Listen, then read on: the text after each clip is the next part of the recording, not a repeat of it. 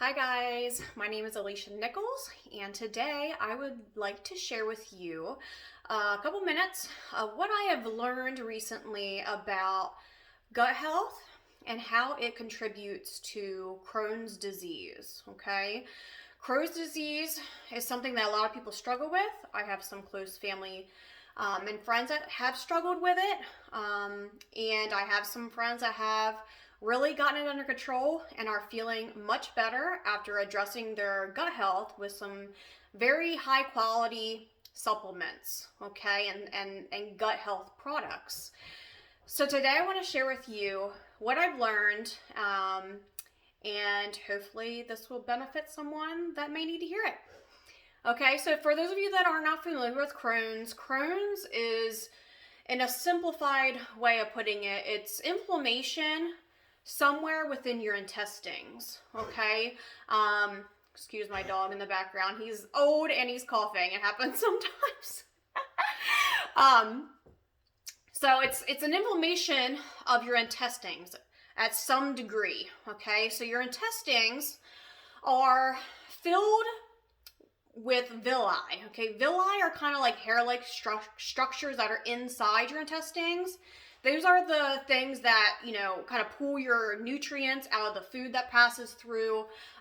So it's very, very important for them to be strong and healthy, because that's how we get all of our nutrition. If we're not getting all the nutrition we need, that causes a whole host of other problems, right? So inflammation in the intestines could be caused by several different things, okay? It could be from processed foods, sugary foods, stress, a lot of different things. One of the biggest culprits is actually yeast overgrowth, okay? And that's usually one of the most common pieces to this that's causing the inflammation, okay? We all have a certain amount of yeast in our bodies. We all have it. To what level or how much you have depends on the person and their lifestyle and the choices they make, again, with eating right, stress levels, medications, things of that nature. So when someone has that yeast overgrowth getting out of control, it's going to cause a lot of problems. It's going to cause inflammation, and it's going to cause damage to those villi within our intestines, okay? So when that happens, the villi either just get super, super weak. They can even start spreading apart.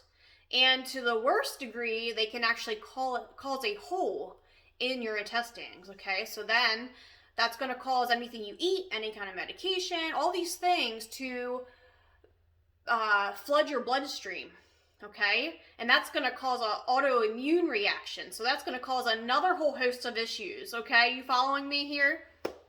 So that's kind of just the basics of what Crohn's is and how it works, okay? It's inflammation of that intestine, damage to the villi, and depending on to what, degree they're suffering, it may just be damaged, it may be a hole, it may be turning into autoimmune. So it's really, really important that we take care of our gut health, okay? Because obviously intestine is a part of our gut.